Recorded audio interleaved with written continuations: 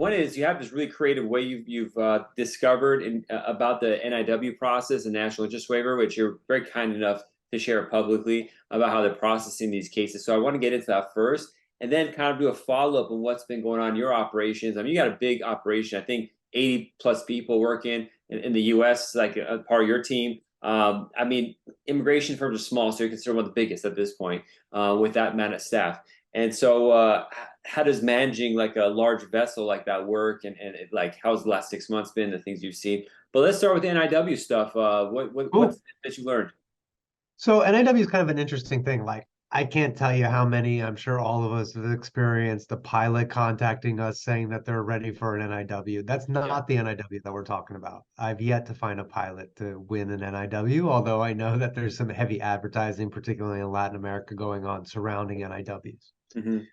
This was more actually something that I picked up on in a memoranda that came out from the White House in January of 22.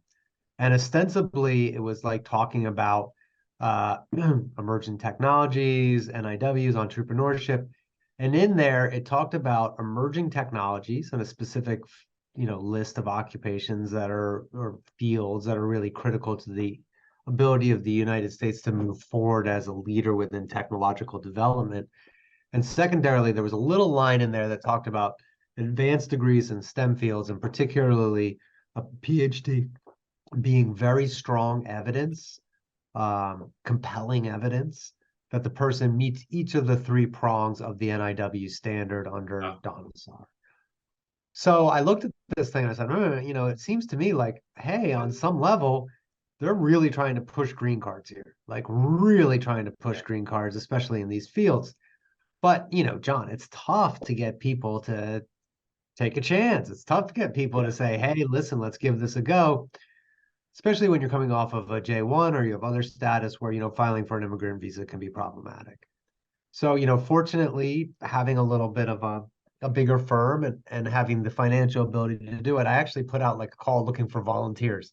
And Yeah. I kind of refer to it almost as like my own clinical trial, where I found a few people who I said is like, I'll do the legal work for you.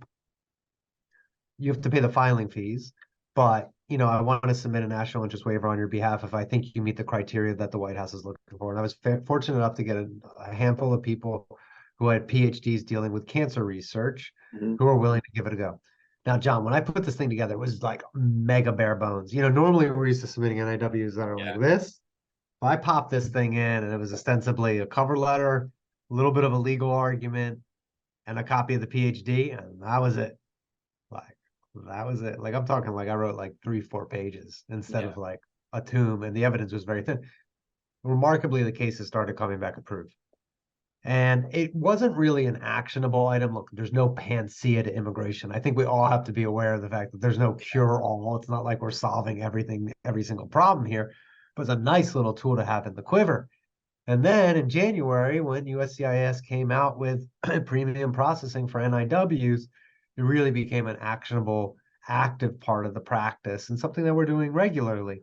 I wrote an article about it that hopefully is going to get published in Benders. I'm not sure who still subscribes to Benders these days, Well, but that's why you got a Toolbox magazine as the place to be. I wish you got into the last issue. We just published. well, we can put it in the next one. I mean, we have rights to republish. I know NAFS is looking at it, but essentially, like, it's just another way of solving a problem. The cool thing about this is it's a very low cost option. Yeah. NIWs, EB-1As, because of the time involved, have become very protracted, elongated processes. A lot of research, a lot of time developed. Here we're able to do something pretty quickly, inexpensively, and it's having great results. Wonderful. In fact, we got a request for evidence using this like template, our first request for evidence 2 weeks ago.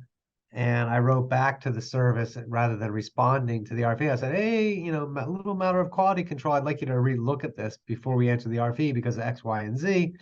And they actually reopened the case and are re-adjudicating it. Did So you do in premium processing? You emailed the premium processing unit? yeah, I just emailed the premium processing unit. And, Interesting. I do that quite often actually if I think it's a case where they made a Yeah. mistake and I don't want to answer a RFA. It's one of the benefits of premium processing for those who don't use it. Like a lot of times you have someone you could talk to and could be rational and work with you on things that just I fix think the stuff. $2,500 version is worse than the the old version, Yeah. the cheaper version. But I mean, it is really the only mechanism we have whereby we can actually talk to somebody.